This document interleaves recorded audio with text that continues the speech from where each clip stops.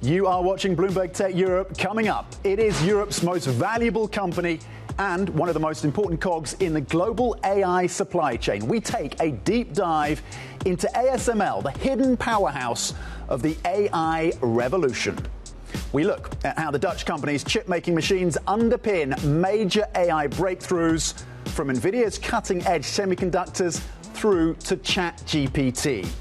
And as the US and China battle it out for AI supremacy, ASML CEO tells me we are in an AI arms race and Europe is losing. If you look at the overall AI ecosystem in Europe, it's very weak in any way you look at it. And, you know, today there could be a debate about will the US or China win the AI race. I think it's clear who is losing it today. It's Europe. Europe is behind. This hour, we bring you an exclusive, in-depth interview with Christophe Fouquet, the ASML chief executive, filmed at the company's global headquarters in the Netherlands.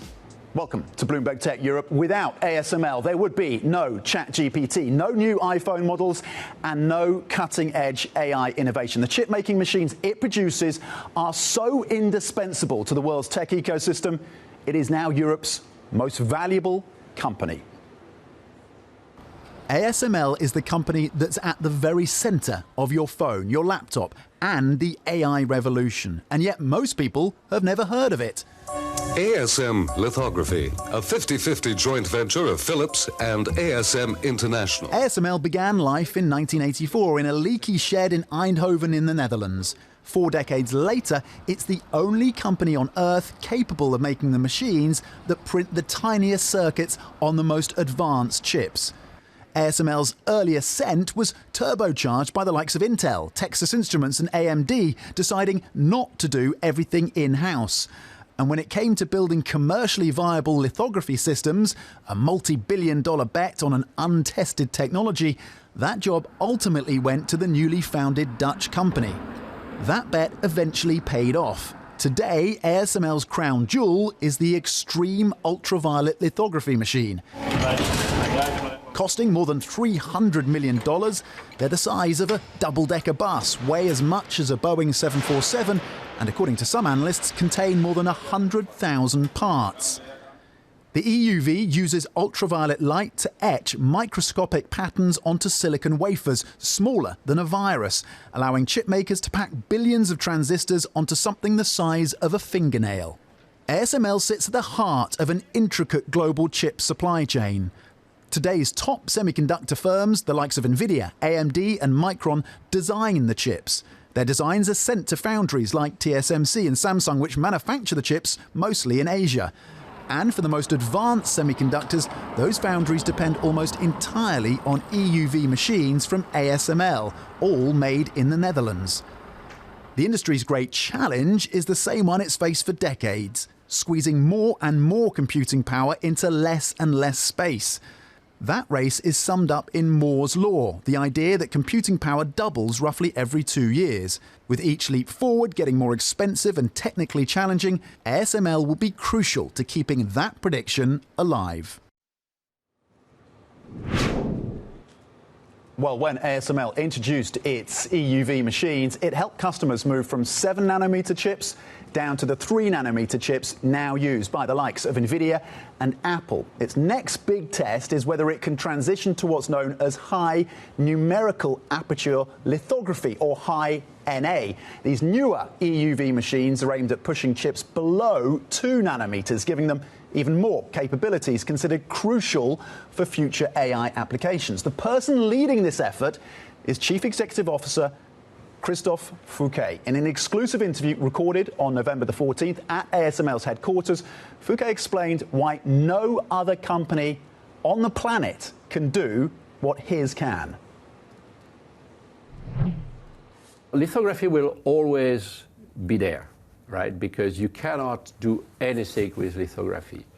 And there will always be the wish to get better lithography. Better lithography means better resolution, better accuracy, and better productivity. And we're going to work basically on those 3 axes for many, many years.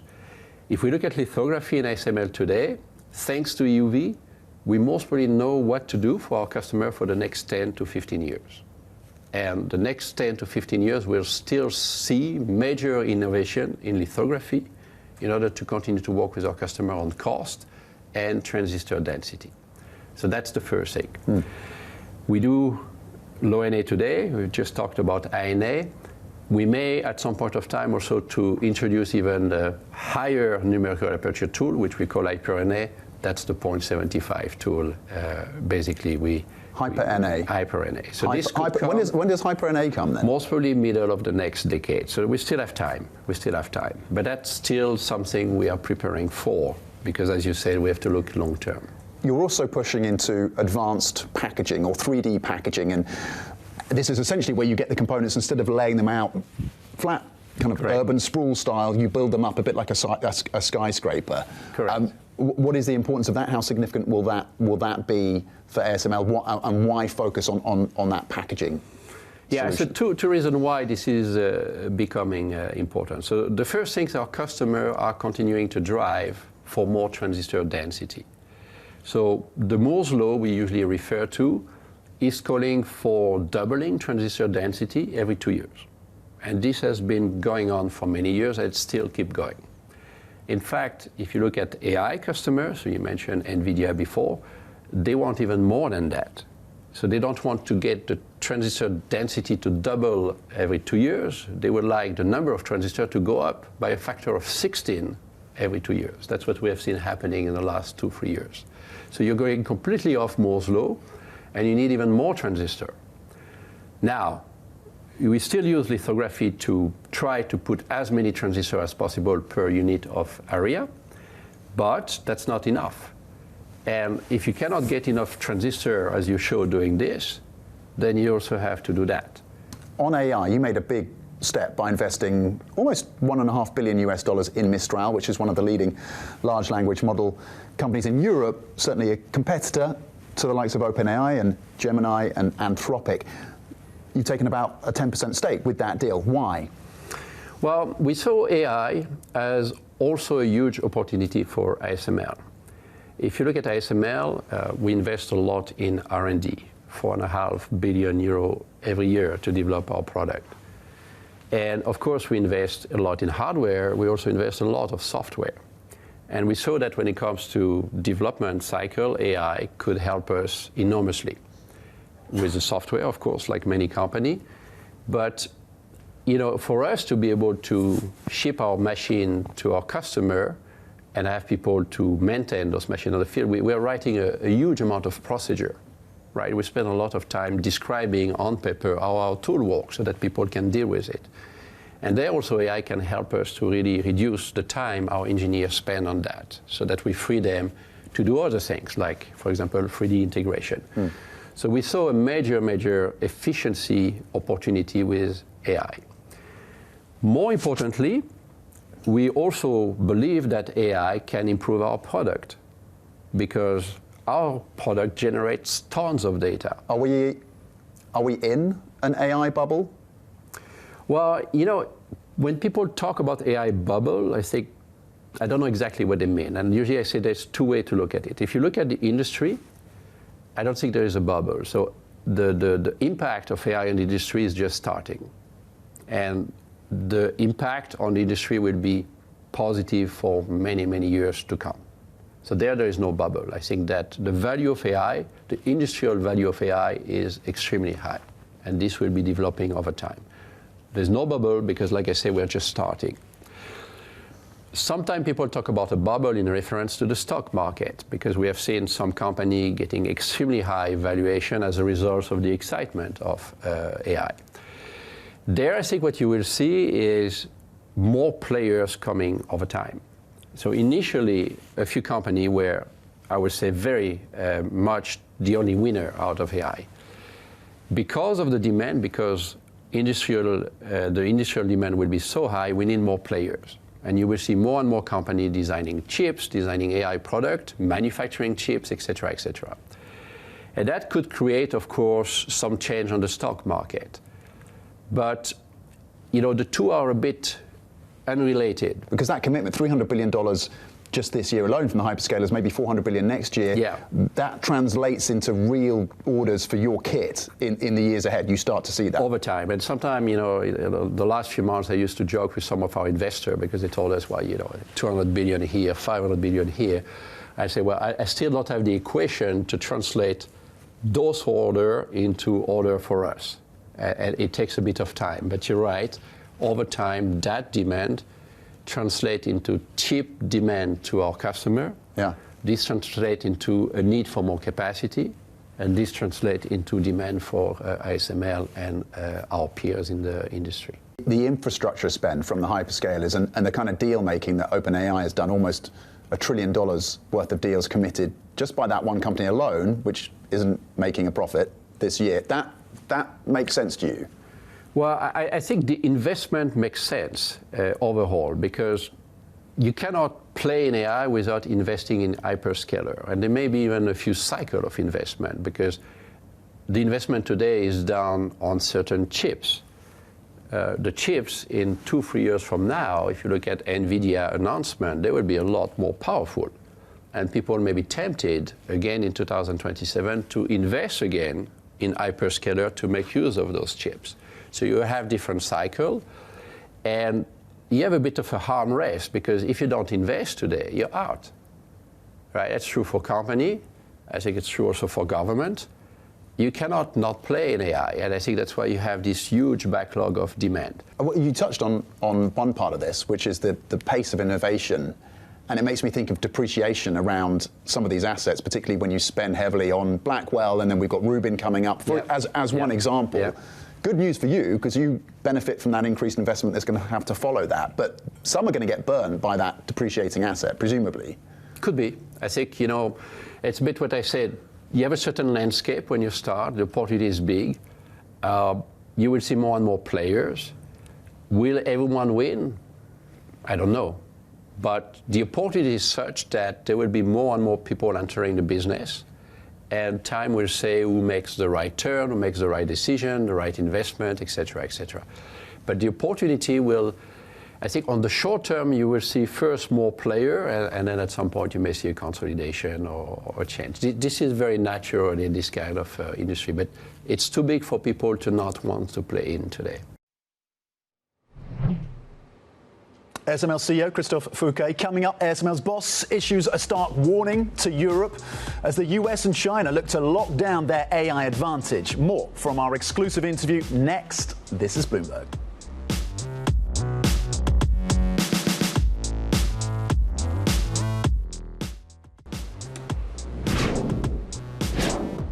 Welcome back to Bloomberg Tech Europe. Now, in recent years, ASML's market value has risen substantially. It is now Europe's most valuable company. Growth has been driven by the company's global presence, with most of its sales in the US and Asia. So, with his unique perspective, I asked CEO Christophe Fouquet about the AI race and who ultimately ends up on top.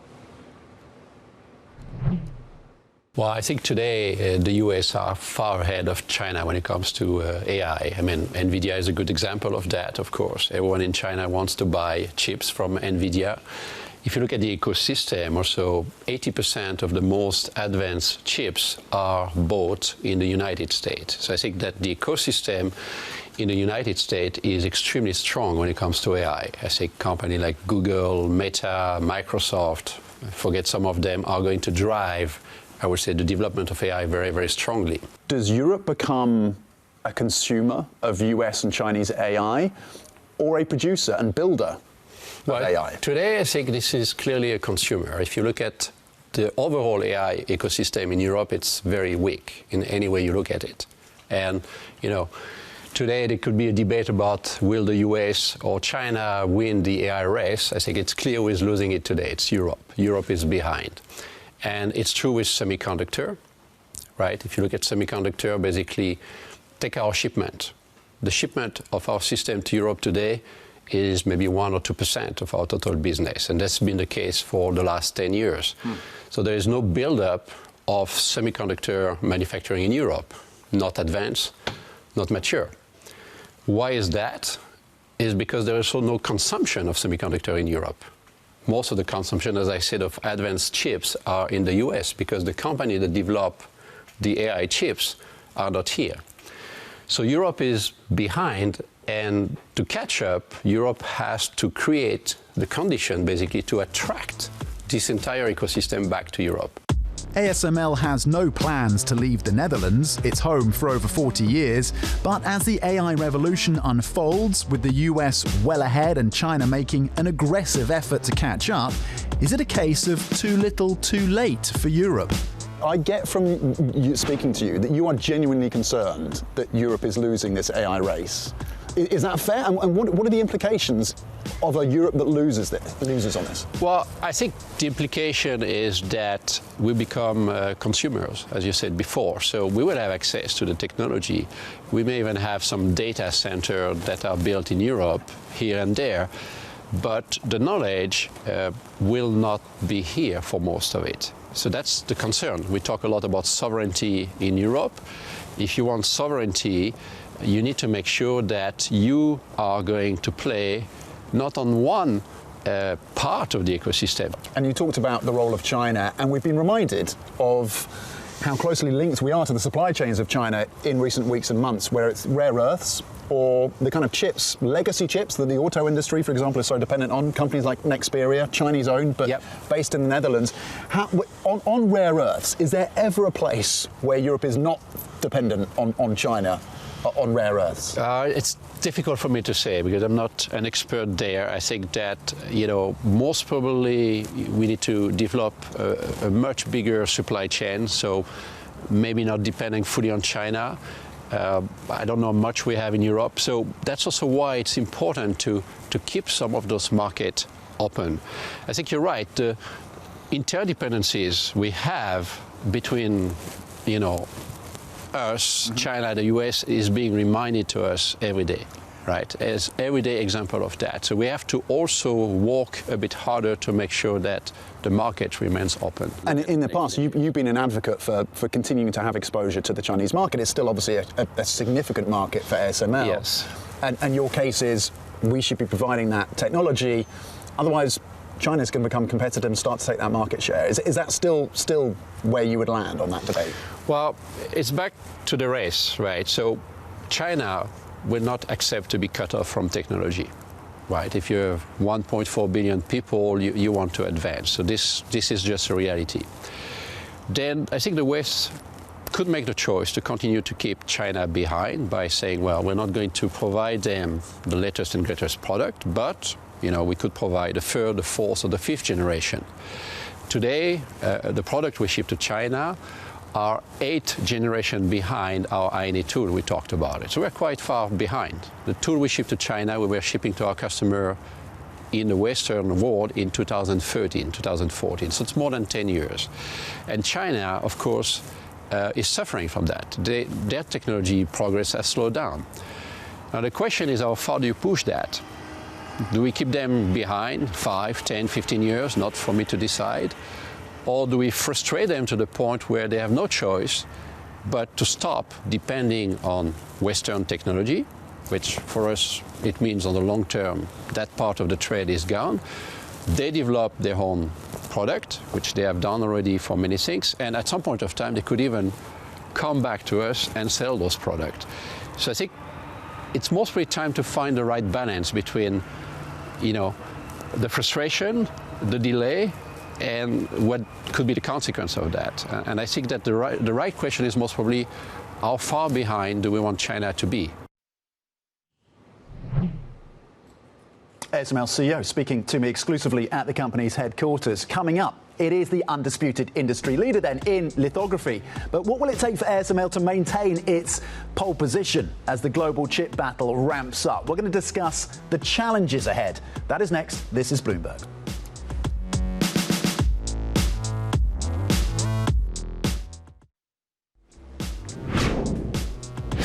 Over the last 5 years, ASML's share price has soared. That is largely thanks to its dominance in extreme ultraviolet lithography technology. But is that lead insurmountable, or do tectonic tech shifts leave it vulnerable to competition? We're joined now by Christina Kyriasoglou, our tech reporter who follows ASML. Christina, how serious then is ASML's competition? Can it keep what is effectively a monopoly? Yeah, look, Tom, I mean, ASML, it took them decades to develop the machines that they have right now and to fine-tune them with their customers and their suppliers. And as Chris Miller put it, who we spoke to for a story on ASML that's also coming out today, he's the author of the Chips Bible, Chips War. ASML is irreplaceable. And of course, you know, others want a chunk of that success. So in China, as geopolitical tensions are on the rise, what Fouquet also told you, the government has been backing Shanghai microelectronics equipment to make advances in lithography. Then in San Francisco, a new startup called Substrate just came out, and it's being backed by Peter Thiel, making advances, and still years away from production, and so is SMEE. 10 to 15 years behind ASML. So it doesn't look like anyone is right at the doorstep to threaten ASML at this moment, but a lot of people and companies and stakeholders are attempting to, and ASML, of course, knows this and needs to stay on top to stay ahead of the curve. And the Chinese market being a massive growth driver for ASML in recent years, what's going to happen in terms of the politics of that story for ASML?